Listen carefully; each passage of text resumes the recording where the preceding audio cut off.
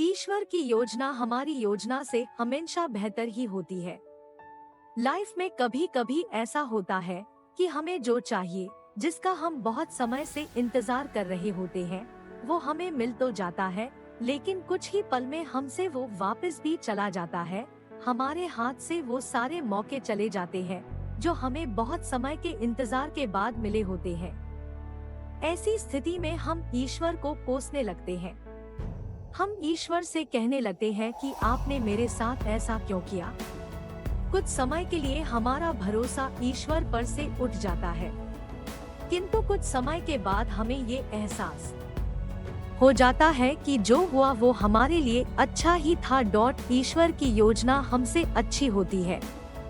हमें ये बात समझनी चाहिए कि जो हमारे हाथ से चला गया वो हमारे लिए अच्छा ही नहीं था। ईश्वर ने जो कुछ भी किया वो सोच समझकर ही किया होगा। एक छोटा सा 2 साल का बच्चा खेल रहा था। खेलते खेलते उसके हाथ में चूहे मारने की दवाई आ जाती है। बच्चा नादान था, वो नहीं जानता था कि ये चूहे मारने की दवाई है। वो तो इस दवाई को चॉकलेट समझकर खुश हो रहा था। वो इसे खाने ही वाला था कि उसकी माँ का ध्यान उस पे गया। माँ ने तुरंत बच्चे के हाथ में से वो चूहे मारने की दवाई छीन ली। बच्चा जोर जोर से रोने लगा।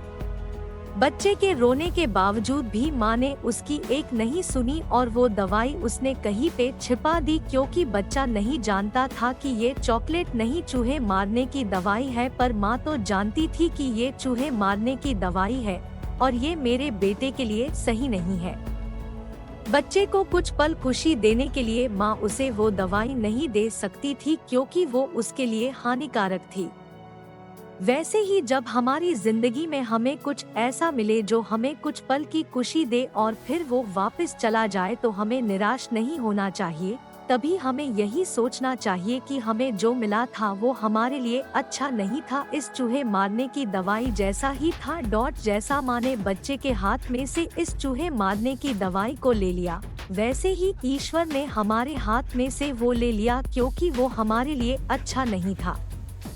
इसलिए हमें ईश्वर की योजना पर भरोसा रख के हमारे साथ जो हुआ वही हमारे लिए बेहतर था, ऐसा सोचना चाहिए।